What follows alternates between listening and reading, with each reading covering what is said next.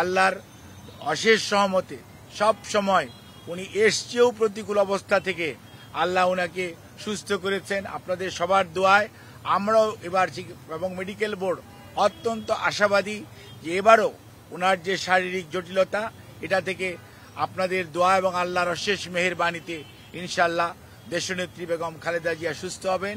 আর বিদেশে যাওয়ার ব্যাপারে আমাদের সর্বোচ্চ প্রস্তুতি রয়েছে।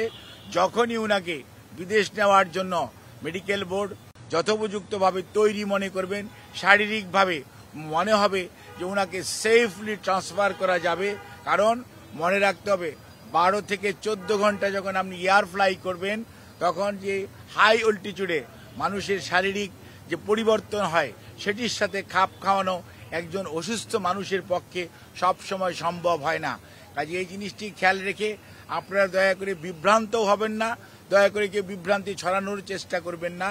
সর্বোচ্চ পর্যায়ে কাতার গভর্নমেন্ট এবং আমাদের যে অন্তর্বর্তীকালীন সরকার সর্বোচ্চ পর্যায়ে সহযোগিতা আমাদেরকে করছেন এবং তারা ওনাদের বিদেশে নেওয়ার ব্যাপারে ওনাদের যে সহযোগিতা অব্যাহত রেখেছেন। বাট ওনার শারীরিক সুস্থতা এবং চিকিৎসা মেডিকেল বোর্ডের যখন পরামর্শ হবে তখনই ইনশাআল্লাহ ওনাকে বিদেশে নিয়ে যাওয়ার হবে।